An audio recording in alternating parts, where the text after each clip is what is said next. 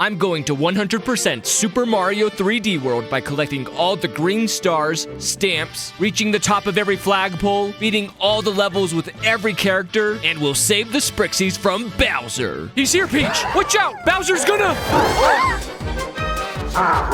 What a twist! Man, Peach, I thought you were a gun. You're going after him? I knew something was up. I've got my eye on you, princess. Into Sprixie Kingdom we go. Jumping right into the first level, the bell-shaped power-up makes its debut appearance. I'm a cat. Ah! You got the cat box!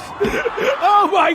Ah! This cat suit is no joke, Bowser. I can scratch foes to death and claw my way up the walls. There's also green stars that can be found from clear pipes to small pesky rabbits that love to be chased. Plus, there's an overstuffed bunny that gives me a Gigantamax mega mushroom, allowing me to break through walls, destroy crates, and run over my enemies. Taking a small leap of faith, I find the third and last star of the level, and a hidden normal pipe brings me right to the secret stamp buried in the area. And who needs stairs to get to the top of each flagpole when the cat suit lets you climb them? That was easy. Unlocking the next stage, I strip down a Koopa Troopa, reunite with the fire power-up, and stumble upon a cube that warps me to the purple dimension, where I defeat all the enemies within a time limit for a star prize. Then I go through a wall-embedded clear pipe for my second stamp, and celebrate by taking down the first Goomba Trade Tower. Moving on to this game's version of the Toad House, I'm asked to pick between a big and little box. So of course I go with the little one, because obviously it's gonna be the little one. Back in the overworld, Charging Chuck is now a level? Mario must have been an all-star football player in the past, because he destroys these jockey chucks. Returning to my cat roots, I climb a tree to see how tall Mount Beanpole is. On my ascent, I hit a POW block to chain destroy some regular blocks, run into some cat Goombas, who sound like they hate Mondays. I'll just end your lives right now so you don't have to. And use my cat powers to turn a crank which raises a scratching post leading to a Lakitu cloud cannon. Among the clouds, I dash into a star side-scrolling run. Coming back to Earth, oh no, it's a giant piranha plant! This won't be easy.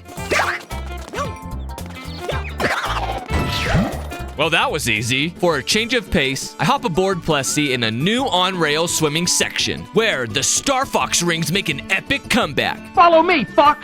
We swim through speed-boosting tiles and make radical jumps off the boarded ramps. Then use Plessy's tough belly to bounce off pufferfishes and find secret passageways for a star that thought it could hide from me. How did you get up here so fast? Secret tunnels. I did need to replay the level a second time to get the stamp I had to avoid going through the waterfall passage. Another game I've been replaying is Teenage Mutant Ninja Turtles Splintered Fate. I even made a video on it because not only do I love playing as the Turtles, but it's also a game with endless replay value where no two runs are the same. Because as you attempt to save Master Splinter, the power-ups you receive will be randomized, the room layouts will be different, and the bosses can take on different forms. Plus, there are permanent upgrades that you can obtain to get further after each defeat. And let's not forget about the turtles themselves, each with their own styles. Leonardo focuses on high damage and mobility with low ability cooldowns. Raphael is highly aggressive and specializes dealing critical damage. Donatello has high health along with passives that provide great utility. And then there's my main man Michelangelo, who I love dealing area damage with his nunchucks to clear out the countless waves of enemies. The game also includes couch co-op on a single Switch up to 4 players. Or you can go online by sharing your run code. So go download Teenage Mutant Ninja Turtles Splintered Fate on Nintendo Switch right now by using my link below. Thank you Super Evil Megacorp for sponsoring. We did it! All 3 stars and a stamp accounted for. Bye, buddy. Hope you find your dad. All of a sudden, the overworld spawns a new slot machine. Let's go gambling! Aw, dang it. Aw, dang it. Aw, dang it. Aw, dang it. Coming down from my gambling addiction, I approach a circus tent featuring panel puzzles, where each step or jump activates the tiles. But if you step on the same one twice, it goes back to not being active. Trigger all the panels and open the way forward. Getting them all before the flagpole should be a good thing, right? It's a trap! Normally this stamp would be too high up, but a ground pound bounce is enough. Now let's explore a new type of level featuring Captain Toad. He's a star tracker who can't jump. I mean, how could he when he walks around dragging his butt like Max from Max and Ruby? Anywho, I still managed to nab all the stars in the area. Moving forward, I use the influence of the stars to unlock the first castle. Find a star stencil that creates a star coined time challenge, rewarding me with a first castle star. Crank and crank on another wheel to raise the floor for a second one, and then finish what I started. Mr. Koopa King, the kitty has hit the second tower. Playing soccer with a couple of bombs, I blow away a wall and repeat the feat, blasting my way into the next stamp's hiding place. At the end, Bowser cruises by in his new sweet ride. They see me rolling, they hating. But man, he is an idiot. The soccer bombs he throws can't hurt me, and they don't explode until I kick them right back. All I have to do is kick and kick and kick until his car causes the bridge to collapse from under him in the most cartoonish defeat. I can't swim! One final jump onto the oversized flagpole, and the first Sprixie is freed from the Zelda-like jar. To repay our kindness, she builds us a glass pipeline which transports me right to the sand world. I don't like sand. Of course, each new area contains a guard shack to stamp my passport. Now a legal tourist here, I swap to my brother for variety because showing Mario alone would be boring. The younger brother is floaty with his jumps and slides around. Just remember, Luigi, we don't want to exterminate all the goggle-wearing birds. We need you to bring this one in alive. No disintegration. But this bird you can slay. No one messes with my Captain Toad. Anywho, the next level requires the use of touch controls to raise up platforms into stairwells, make elevators out of plates, and pull out walls to jump my way up to the first star. Just be sure not to rush through the area or you'll miss discreet elevators. Going back through on a second run, I realize I can make a blind jump under one of the elevators to raise myself up to the stamp underneath. From the sunny sands, I am teleported to the Shadow Realm, where the tricks of the light on the walls can show off secrets, mutated fire-breathing piranha plants block my path, and doors take us into the shadows and creative 2D sections. I almost missed the stamp hidden here, because the walls looked solid, and sacrificed my health to get through the wall of pink monsters to light my way to another star. Oh, and Captain Toad is being terrorized by Bowser from the popular Paper Mario series of games. Knocking him over is worth another star. Exploring the next level above ground, I find a Mario-only button. Well, Luigi, it was nice playing as you while it lasted. Start? I don't feel so good. Just like Nintendo, I've forgotten you've even existed. As the real Mario brother, I light up the floor with my cat-tastic slides and climbs, and fall where I'm not supposed to, which also nets me a star. I guess Galoombas can be mini-bosses now too? Stress the mini of mini-bosses. These guys fall faster than bombs in the Smash Sudden Death mode. Moving on, I enter a strange purple mysterious glass rhombus. These houses each have a unique set of challenges. This one is specifically a fight club. The first rule of Fight Club is, you do not talk about Fight Club. 5 floors with the final bosses being the Fire Bros, which was easy. Loading into the next level, I steal a page from Pac-Man's book, but these cherries clone me. Now, not only do I get to blast through Bowser's army with me, myself, and I, but also get to experience the gripping gameplay of It Takes Two. However, stamp hunting became more trivial because I had to position one of the Marios on top of the stack of blocks. Thank goodness for the catsuit. You could say moving my clones around was like herding cats. If I strayed too far, it would vanish. I couldn't even get the last star because I needed 4 Marios for the lift. I tried to corral the clones, but they seemed to have a mind of their own. Come on, man. Over time, I lucked into the solution. They all gather back to you when you take a green pipe. Now to put this kerfuffle behind me. I won't herd cats again, Nintendo! Being a cat herder is probably about the toughest thing I think I've ever done. Blasting away from the bad memories, I interrupt a military parade set up for the most glorious eternal leader, Bowser, where the tanks shoot friendly fire at each other, and I get to test out the new cannon hat power-up. Now I can stay in front of the constantly moving camera and destroy my enemies. Best of all, I can demolish walls for more stars. Bowser responds by sending out Boom Boom. But did you really think he stood a chance against this OP cannon? Just like that, the second Sprixie is saved and provides us a way forward to the land of ice. Now to skate my way through a snowball-filled park with icy pokies, and am reunited with an old power-up friend, the Tanuki suit. I then steal a poor Goomba's ice skate. Stop right there, criminal scum! Catching the rabbit here was tricky, as it ran from hill to valley in a circle, but the Tanuki suit allowed me to cut it off with a blind jump. While we're talking about the furry suit, it made getting the 3rd star up high easy after a wall jump. Sliding over to the chain link charge, I noticed this level doesn't have snow or ice. What is this? Confused, I climb my way through the moving chain link walls while staying ahead of the moving screen and hold on to dear life while everything in this level tries to throw me off. Haunting my way over to the OG Luigi's mansion, I'm of course chased by Booze. The painting seems stuck in the days of Mario Past. The spooky couch acts as normal elevators, the bookcases in the library move faster than Hogwarts stairs, and Big Boo jumps out for a surprise cameo. There's more. The ghosts set out fake pipes, and the big guy chases me to a false flagpole. What a mind-bending experience. Back to exploring with Captain Toad, this time at the seaside with some messed up hammerhead shark or dolphin creature. It's not much to write home about, but the captain proves he doesn't need to jump when he can use his noggin. Stage 3-4 starts us off in a panic. While all levels are timed, this area in particular starts us with only 100 seconds. Star hunting forces me to waste my time right at the start. No, Bunny, I do not have the time to play. Just when I start feeling the pressure, I realize I need Peach for another button. I love how the princess negates the platforming with her mid-air floats. At the very end of the course is an unlimited coin break, so I exploit the extra lives until I make the flagpole jump at the last second. That was a close one. After the close call, a Magikoopa mini-boss appears. Yeah, these gatekeepers are just average Joe enemies. Anywho, I dive into another beach level? Okay, seriously, what happened to the ice theme that's in the overworld? And how the heck is Peach breathing underwater? Is there air? You don't know!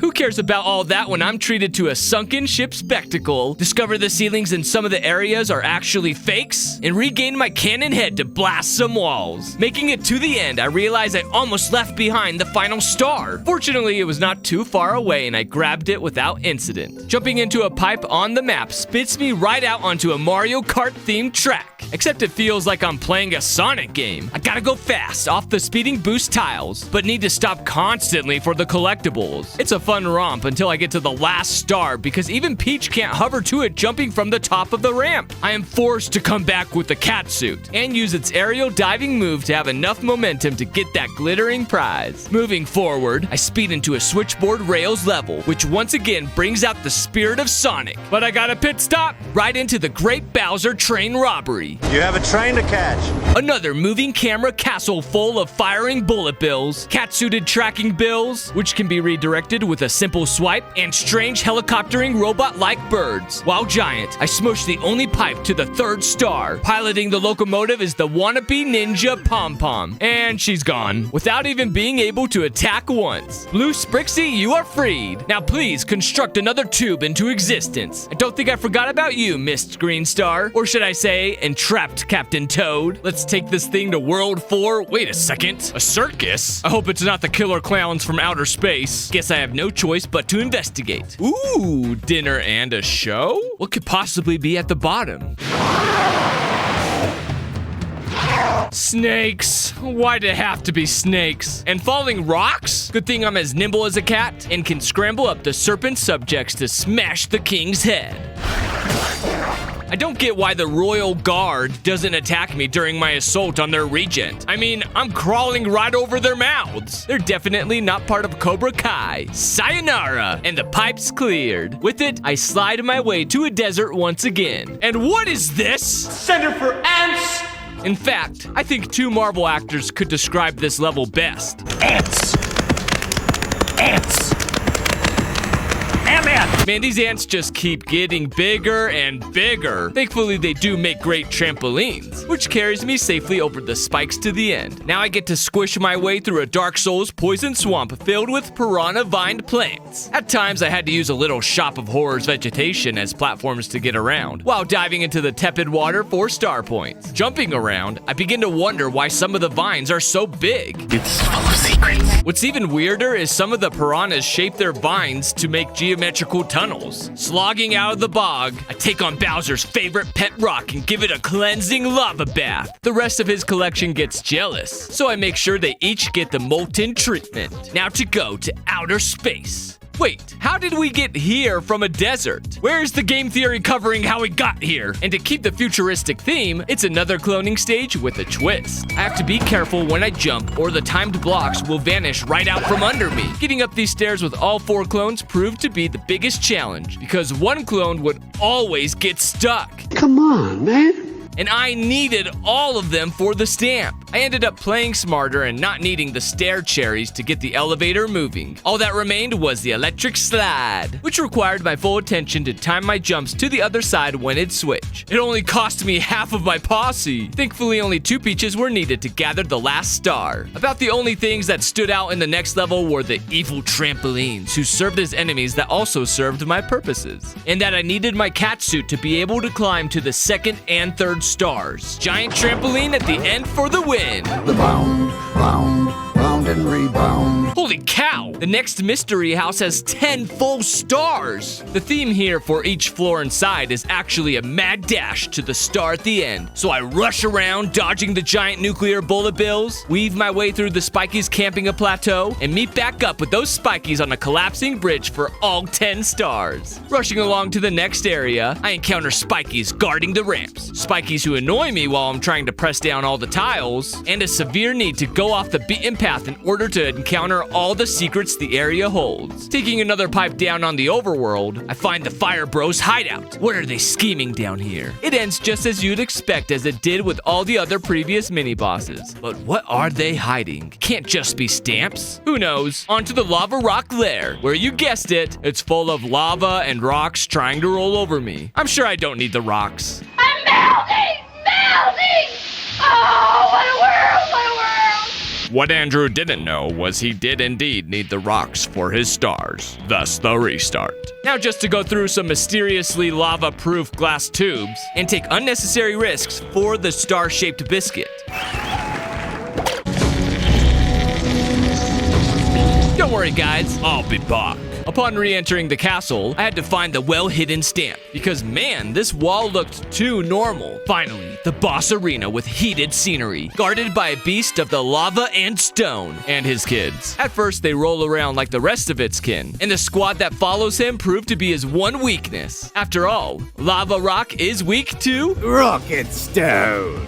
But when he's angry, he spins like a Beyblade, letting it rip, shooting lava-covered rocks in all directions. When it's calm again, he recalls the children, and then repeats his tantrums, until I chuck another one of his kind for the 3rd time. You can say Graveler used self-destruct. Yada yada yada, free the orange Sprixie, blah blah blah, the pipe is built. Squeezing my way ahead are the sands of Bubble Beach, and Peach is absolutely jumping at the vacation opportunity. Starting off at the seaside, we go looking for the 5 key shards needed to progress. Put on the Boomerang Bros costume, which allows me to throw boomerangs and destroy Goomba-themed sand sculptures, and take a clear pipe to the clouds. Now to disrupt a charging Chuck Huddle, disguise myself as a Goomba to destroy the pursuers of my precious Captain Toad, dive deep down next to the world's edge for a disco-themed star, and climb up trees in order to unlock the on-rails Plessy portion of the area, where I belly bounce platform my way to the exit. Did you find your dad? After that break, I'm ready to go back tomb raiding with Captain Toad, or more accurately, go ghost hunting in this haunted area, with touch controls this time. A Scooby-Doo style door chase ensues. Scooby-Dooby-Doo, where are you? And a flashlight that can kill ghosts. Oh my! Luigi needs this more than you, Captain. And what haunted area would be complete without a cameo from Big Bad Boo? Swinging away to a trapeze level, a little ditty came into my head. She flies through the air with the greatest of ease.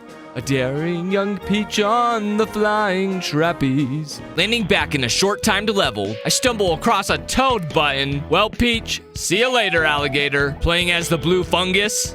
I'm fast as boy. Somehow the shrimp with little legs is the fastest. Though he had access to the button, it's another clone nightmare scenario, as seen with the flaming piranha plant ruining my plans. I let far too many copies die in vain. So I finally adjusted my technique and instead went to the left, deciding to complete the clone sections on one playthrough first. Then slam my butt down on the suspicious path of dirt and do the rest on a second successful playthrough. Launching into the savannah level, you guessed it, ran across the savannah. Yeah, not much else to say about this stage. On to the reintroduction of the bombs in the underground, but these legged bombs work different. When you hit them, their timer resets. The purple walls were mocking me, so I'm gonna wreck it! I wreck it all, including the secret tunnel-bearing walls. Take me out of here, you cloud cannon, into another light-up level full of bombs and POW blocks to turn on more of the lights, revealing an 8-bit Easter egg that gives us all nostalgia. Building another overworld pipe drops me into, what? A second Fire Bro hideout? Meowser, you really want me to make a third tower joke, huh? Returning to a normal level, now somehow above the clouds based in a beach world, I jump around the flap traps that rotate once every time I jump, requiring me to be patient and time my hops. Play through a ball drop puzzle that only requires a single jump. I said one jump, toads! I decided to focus only on the clone list requirements this run. Needless to say, this star coin challenge was difficult, because all 8 of them were on separate parts of the flap traps. My last clone complains he's expendable in my next run, but together this time we acquire the stamp. Before we can attack the castle, I have to make my way through a maze of searchlights, which call forth a barrage of cat-eared bills if I'm spotted. Using this to my advantage, I bait the bullet bills to open a wall for a star. Not just once, but twice. Not bad for acting like live bait. Constructing yet another pipe spits me out next to a golden train. One can only assume this is Bowser's version of the Scrooge McDuck swimming pool.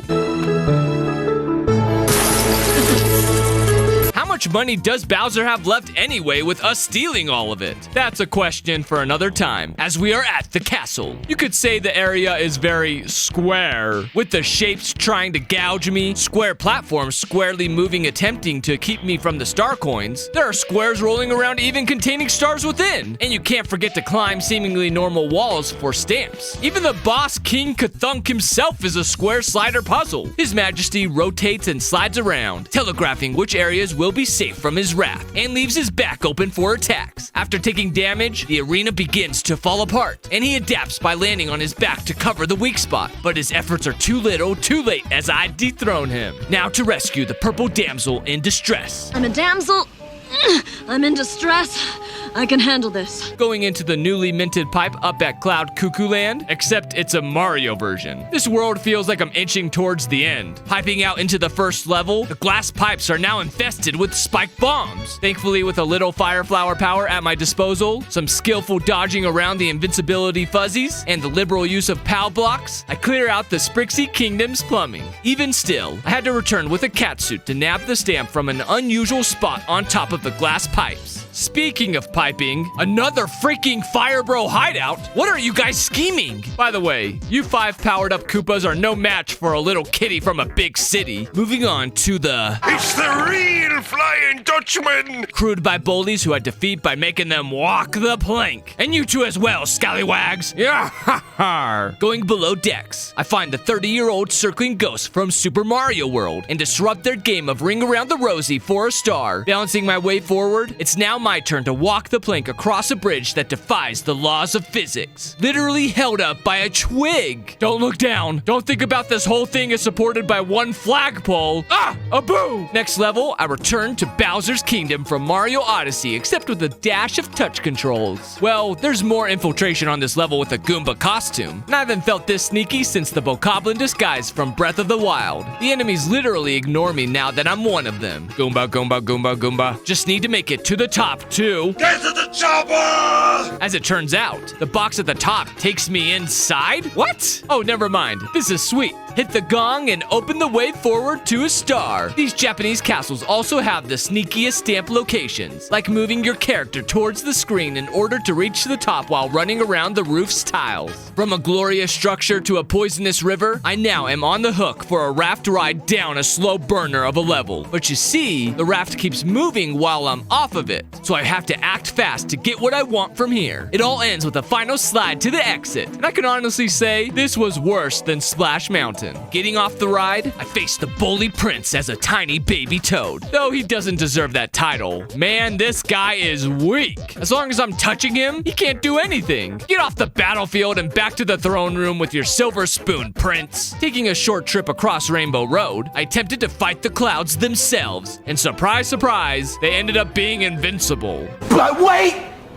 There's more! Bowser also deployed invincible mini thwomps in the area. Why even use other troops against me, Koopa King? Anyhow, I lose my skate in a tragic Christmas accident. But that's not my problem. I'm a masochist who uses the iframes to gather the secrets. I don't even need one until I enter a skating trial, but this race is super easy.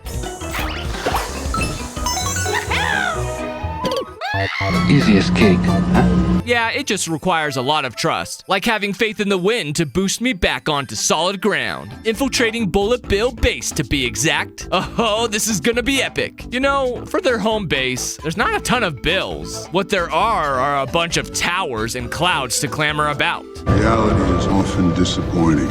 Shoving aside that disappointment, I get chased around by an endless fuzzy wave, resulting in more than a couple of close calls from the rush. Then the Mystery House provided the most boring sport in the world. I had to get all the stars by throwing a baseball. Speaking of which, where is the next Mario Sluggers game, Nintendo? That actually made baseball enjoyable. We've waited long enough for you to port over the classic GameCube version, and we need a new entry. Do it!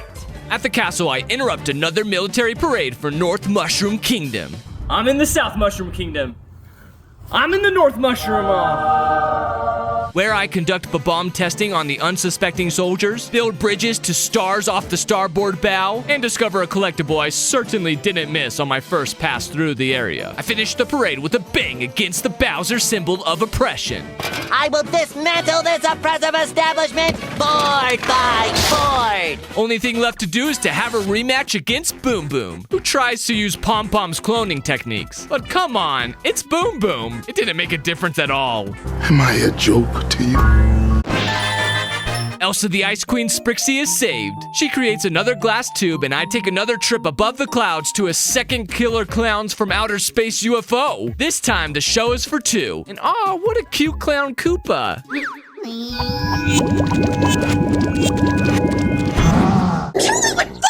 This is definitely a Kirby-style boss going from cute to demonic, then bounces around the arena before losing his armor. Fortunately, I have a clone to help me jump over the top of the metallic slimes, hitting him on the head. The insane jester becomes giant again, loses his armor, and leaves behind cherries. So I give him another pounding headache, and Phase 3 adds nothing besides him speeding up. Needless to say, I easily dispatch the discount marks. Moving up in the world even higher, and suddenly I'm at Bowser's castle. How the heck did he raise this place above the clouds and everything else? No time to question everything. Instead, I'll invade the first fortress, duel with the fire bros and glass pipes, ground pound my way upstairs, and use my enemies as elevators. Sometimes my genius is almost frightening. Maybe this encounter is what the fire bros have been scheming all this time. Next, our formula switches to a top-down pitch black area, filled to the brim with tile puzzles, torches from A Link to the Past, and freaking invisible bricks to take us up to secrets. Getting closer to the Koopa King, I run through another short-timed level with the epic return of speed tiles boosting my run forward and making it nearly impossible to slow down for any of the collectibles.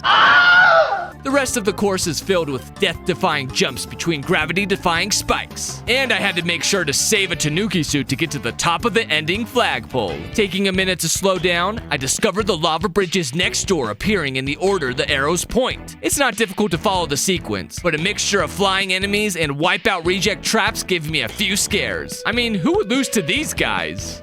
You serious? My reward? Oh, it's you two again. At least the fire golem from Wish is trying to be different with some lava roly-polies getting in on the action, disrupting my normal rock-shattering flow. On the other hand, Prince Bully didn't seem to have any new moves, and still had a crippling weakness to being touched. Sliding through the next level where I get the contained goldfish experience, the catsuit is required for both the stamp and the sweet speedrunning hack. Go Toad! Glide over the lava! Then get to work sharpening those claws on the wall fall for a star, and am forced to run for my life being chased by a poisonous fog, which creeps closer and closer. Oh my gosh, Toad, move faster! Even after surviving that, I had to go back to face 3 hidden Magic Koopas on the roof for the second area star. Anyways, another Captain Toad exploration is scheduled next, which was filled with thwomps, thwomps, thwomps, thwomps, thwomps, thwomps. Swimming away from the blockhead infestation, I instead come across a hammerhead swarm. Swim for your life, Toad! Ironically, I go from prey to hunter for their starfishy prizes. Also, I get to use waterproof fireballs to clear out spiked pipes. How that works, I have no idea. Back outside, I get so excited to face Meowser, I almost missed the last Fire Bro hideout.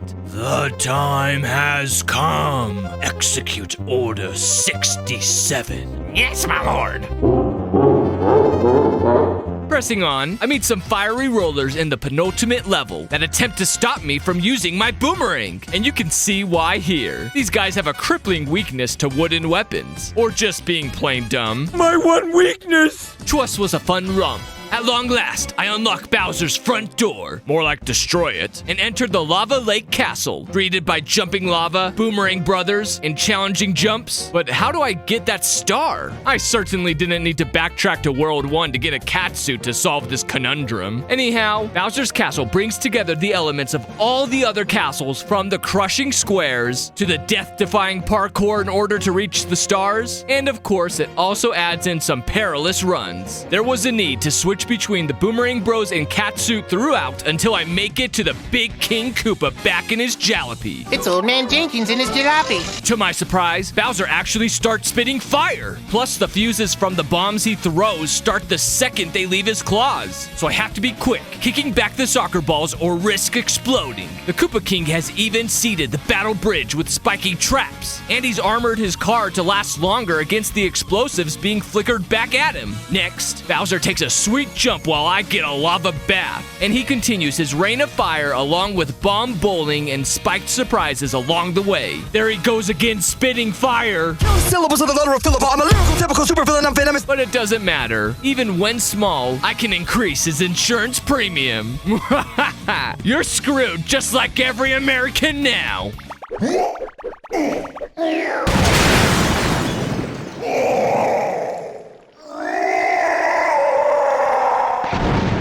And that's how the littlest Toad saved the Sprixie Kingdom. Wait a second, I saw you die! I always come back. Just like that, Bowser steals back the Sprixies due to our inaction. Thankfully, the fairies used the last of their magic to give us a tube to ascend even further into a darkened void that lights up to reveal an amusement park. Who is Bowser's realtor? They found him a castle above the clouds and a carnival next to outer space? I better stop him before he uses the Sprixie's pipe building power against me. Seriously, why does Bowser want their magic? That's all they've done this whole game. I mean, the guy has areas overflowing with timed spike traps, for crying out loud. And look at this. Look at what I have to risk my life for to save some fairies that we'll forget about after this adventure. This is worse than playing fire jump rope from that one Mario Party minigame. And Bowser's got a sand slide up here too? This portion felt like I was riding the dune sandworm while bouncing through annoying puffer sandfish, who would knock me off the edge, wouldn't stand still, causing me to mistime my jump for the star, until I finally got it.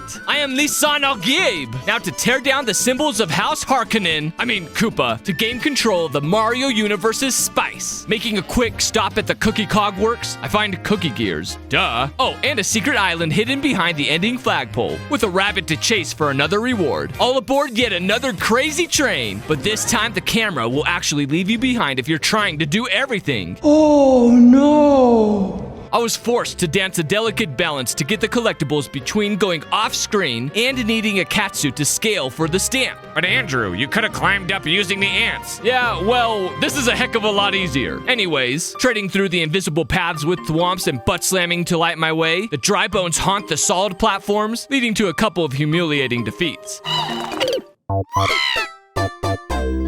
Definitely not due to a lack of patience. Swimming on, I encounter a dungeon with magical geometrical water elevators. And once again, I need the cat suit to uncover all of the secrets, including some very discreet walls that can easily be missed. Now to enter Bowser's Funhouse, to experience the spooks with a powerful flashlight attachment, strong enough to vaporize ghosties. But do my eyes deceive me? I get to finish the game as Luigi! Oh yeah, let's go save the world number 2. I haven't had this much fun running through a haunted manor and busting ghosts since I played through the spooktacular Luigi's Mansion trilogy. Really? A pipe that warps me to a 4th mystery house when the world is at stake? Featuring more extremely short-timed sections, the last of which is a long climb to the 10th house star. Rolling along with the true Mario brother as fast as I can with self-moving cubes, I realize I am not used to Luigi's floaty jumps. I had spent so long as the weakest jumpers in the game, I was on the verge of losing control of Luigi on every jump, and sometimes did falter.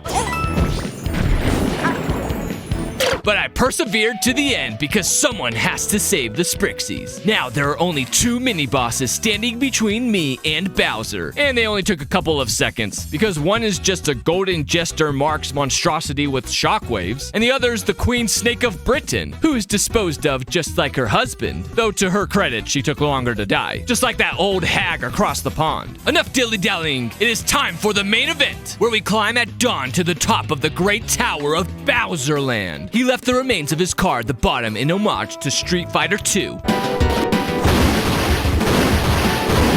Climbing carefully, I avoid Bowser raining fire down while dodging through a crowd of what? Fire bros! He's supposed to be dead! Bullies on twisting platforms, you're next for the star-shaped biscuit. And Captain Toad, what's with not giving me the 3rd star? Moral support is just all in the head. Finally moving to the base of the tower, I started to get PTSD from Bowser's fury with a major lightning storm kicking up. And speak of the devil, Bowser drops down from the roof. Woo! Super villain landing. It's really bad on your knees though. Ooh, shiny. What you gonna do? Wait, what are you doing?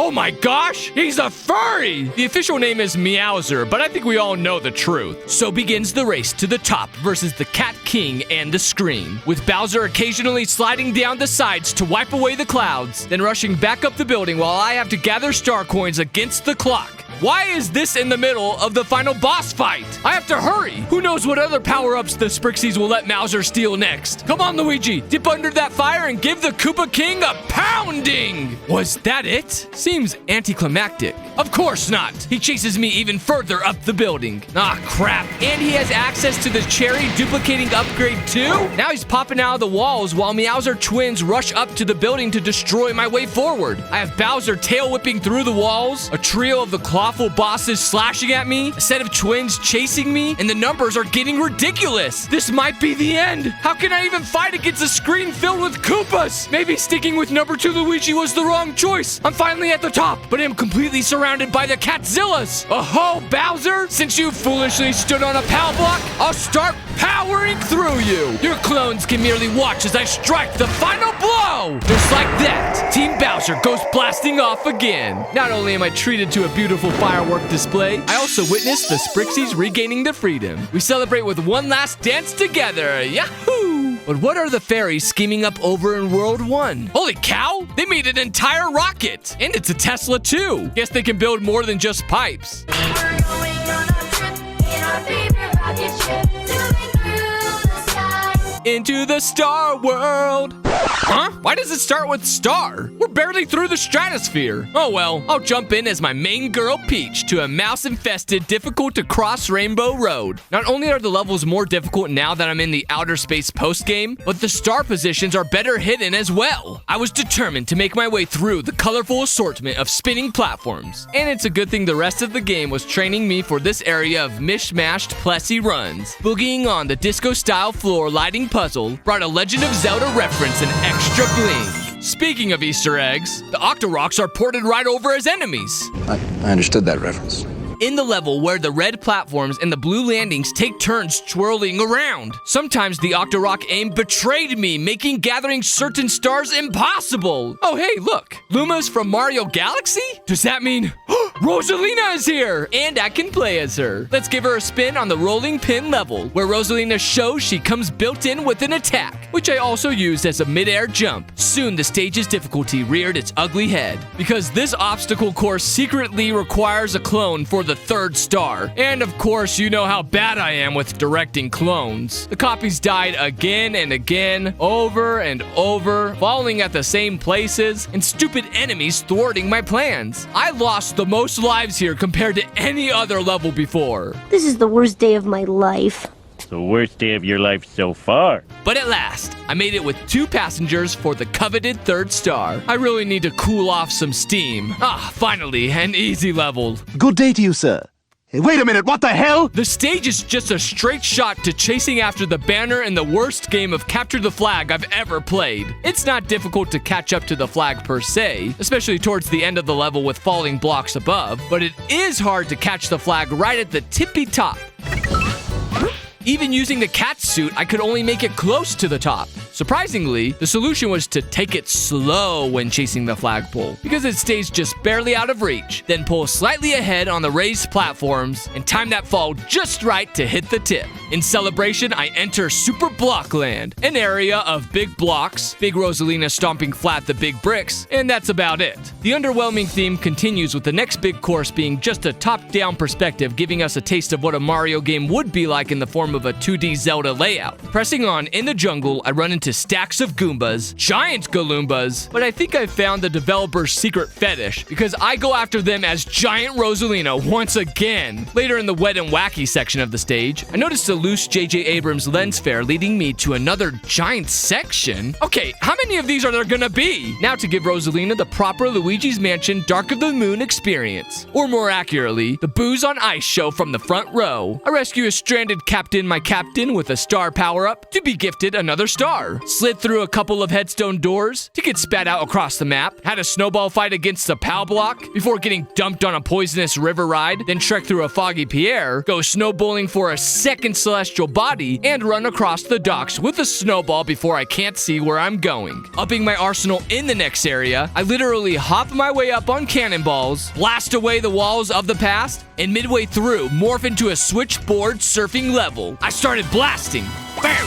Bam! Oh, I'm dead. I had to strike a balance between speed and accuracy, or I'd mess up missing crucial switches to continue my on-rails adventure. Finishing off Star World with Captain Toad, where I press a switch turning... My whole world is turned upside down. That doesn't make any sense. Nonsense. We can walk up to the collectibles, stomp a pressure plate, and enjoy the 6-sided dice experience. Anyhow, I catch a ride on the next available rocket, which splashes through the seabed of the Mushroom World. Wait, in what galaxy does Mushroom come after Star? Not scientifically possible! Ignoring that, I enter the mystery house, and great heavens, they expect me to fight without power-ups? Thank goodness I was using Rosalina, because unlike the others, she's not afraid to fight with her fists. Poor Hammer Bros didn't know what was coming. Moving forward, I enter really rolling hills from World 1 with only 30 seconds to win at nighttime. Clock extensions really became a priority to extend my survival. But besides that, there's nothing else to mention. It's the exact same level. And not only that, there are no more stamps, meaning no more hidden prize beneath the Leap of Faith section. Hey, I ain't gonna complain about less work. Jumping right over to a Mount Beanpole in the twilight, I climb to the top to gather key shards just to jump back to the start of the stage to totally not die. Here, I also get a lucky bell, which is functionally a cat suit that turns you into a golden statue on ground pounds. Then I take a raft through the Jungle Drift, which is just the poison river at night with spooky ghosts, before making a pit stop back into Shadow Play Alley. Except this time, our clock is shortened and most of the level is the side-scrolling adventure. However, after gathering all the stars, I can't seem to find an exit. The only thing that stands out here is yet another Goomba Tower. So I continue my revolution against the Koopa King's army, revealing my salvation. Returning to the Bowser World-inspired Japanese castle, I must hit every single gong to get all the key shards, so I can helicopter around the roof. Helicopter, helicopter! Onwards I go, back to the stormy, haunted shipwreck now infested with octorocks, clouds, and hardly any differences. Then the blue lava platforming level had only one single platform for each segment, so my jump timing became even more important. Anyways, I build the lamest bridge to nowhere, World Flower, which again should have been before Star World. Come on, Nintendo, follow your Mario Kart naming conventions. At least I have some fun at the carnival again. I missed the star. Alright, time to be a missile. Revived, I re-entered the fuzzy mines with the hairy tsunami following me, and for some reason it's now packed to the gills with spikes of all kinds. Unfortunately, nothing could prepare me for the return to Piranha Creeper Creek after dark. While the stage was functionally the same with just some darkness added, I need to light up all of the torches to unlock the stars, which means I need to both keep my Fire Flower power up while jumping around like a maniac and not touch the instant death ooze. If I ever ran out of Fire Flower power, it was a reset. If I was clumsy, I was forced to do it all over. For the love of Meowser, Rosalina, keep your dang power-ups! This darn area was the hardest to get through compared to any other level, at least when it came to completing it. But at long last, I was able to make it to the final 2 torches of the course, obtained this stupid prize, and stick the dismount so I'll never have to come back. I'm free! Oh, great. Now we're back in the nest of cockroaches that won't die. I thought I slaughtered you all like animals. And yet again, the only difference is my time is short. But I still take time to exterminate the Fire Bros. Exterminate! Anywho, I run through Big Savannah again, with a bigger rabbit to hunt for a change. Oh, and a toad button, meaning I get to go back to being... Speed. I am Speed. I make good use of this in the black and white haunted mansion, juking the mortally challenged, featuring big boos, more big bad boo bosses, and an endless loop when you try to get to the flagpole. That is, unless you check under the bridge for trolls. To cross the real finish line, up in space, I am back at the timed block area on cracked swishing speed. It's not just fast, it's crazy how quick the paths flash back and forth. And when you look at that, I need to be Mario again, switching back to the OG brother in a furry suit. It was an easy time with the hovering powers, and now I had the timing down pat. Returning to the beach, I find the last holdouts of the Fire Bros clan, and I'm not about to let my extermination become as ineffective as Order 66. Running away from genocide allegations, I repeat the top-down level, except with flaming piranha plants hovering on the sides. Then I go back to the spiked bridge level with a spotlight twist. Not only do the spikes move faster, also catching me on the tan bridges, there are also massive spotlights that activate spikes upon seeing you, which is a real pain in the neck when you need to gather all the stars. Anyhow, the level culminates in the world's most dangerous game of jump rope over the endless abyss. Onwards to the last Flower World level, featuring past boss fights gauntlet style, starting off with King Kathunk, who I smash into oblivion. Pom Pom attempts her usual Mall ninja moves, which I dismantle with Jumpman Jitsu. I gain an audience with the King and Queen Cobras before giving them both a taste of succession, taking control of their snake empire. The reruns continue with the punching boulder. Yeah, that's how easy this fight still is. Now, why is Boom Boom even here? My Koopa melts faster than paper in a rainstorm. The gauntlet is capped off with Jester Man again, and to his credit, he's changed color and blasts more shockwaves. But the real threat of this level was the timer, and I was already out of it. So when I retried this mess, I was more conscious of the time I was using, made sure to rush Marks every time he was vulnerable, and pulled off the W with seconds to spare. Greeted by a pop-up advertising the final world, I take a deep breath while hitching a ride on a gold-plated rocket, right through the golden floor of the crowning world, where the real final bosses await. The 3 tests of skill, starting with the last Captain Toad adventure, taking place inside an active volcano. But I mean, this is the brave Toad we're talking about. How hard could this possibly be? To start the march is not difficult. I just have to pay attention to the various rising lava levels, and make it back to the survival rafts. While the game decides how the lava tide slide will roll out, there are some touch controls platforms which bounce just above my stepping height range. At least I have safe spots I can wait on. Excuse me, what? Can't believe I died on a Toad level. Now I'm stuck moseying around the stage at Toad's extremely slow pace. Captain, you really need to take some speed lessons from your blue brother. I power through, even reaching the heavens, discovering they brought back a stamp for this Fungus Head's finale. On to the ultimate mystery house. Oh my goodness! 30 stars in one location? At least most of the battles and platforming were just a warm-up reawakening my skills. Until I started slipping up and cutting it close. But I'm already down 24 floors on my first go. In the words of Daddy Pig, easy as pie. No! If you fail at any point, you have to start all the way back at the beginning, and it was really getting to me. I was making simple mistakes, the trampolines wouldn't bounce when I needed them to, and I'd get into too much of a rush, causing me to be careless on parts I nailed on the first try. But at last, after over 40 minutes of attempts, I slayed that piranha pot, survived an onslaught of piranha plants on a wheelie thingy, unpacked the catsuit I saved for the end, and made it to the last mystery house star with the Sprixies cheering me on at the finish line.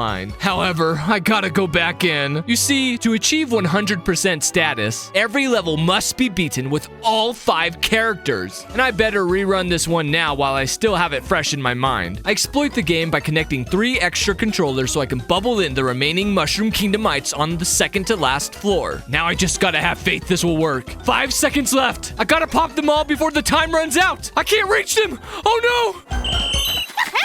It worked! Even the bubbled peach counted! Say it, Daddy Pig! That's it. Easy as pie. Hooray! But the true final boss still awaited me. Champions Road. And I'm not gonna do this the cheap way, starting with a power-up either. It's gonna be all skill with my main gal, Peach, baby. Her floatiness makes the appetizer against the Octorocks and sliding platforms easy. Next, I take a short climb up Fire Bros infested blocks before showing off my true grit against the charging Chucks. And I get a little cocky, flexing my ability to weave through the football mavens. Tackling the next section tests my timing, bringing back the disappearing blocks. And this is where Peach really shines. Her hovering allowed me to completely skip some of the platforming, or buy just enough time by hovering to keep out of the abyss below. However, this area also caused me the most grief on runbacks, because I was being a knucklehead trying to rush through it. Champions Road is not just a simple rehash of everything, it expands the 3D world formula with collapsing arena fights with Magikoopas, playing jump rope against spiked rollers, and weaving through fuzzies, followed by even more spike swings. Come on, baby Peach! I'm sorry for all the times I got you killed here. Launching forward through the spiky cap dance. By the way, why is everything spiked here? Whatever, it's no match for my parkour. Well, look who it is. My old nemesis, the piranha plant vines. Princess, you executed that perfectly. And like Wicked, I defy gravity through a maze of spikes. The trick was to stay just ahead of the water, especially when it was going around the bend. Ah, I made it.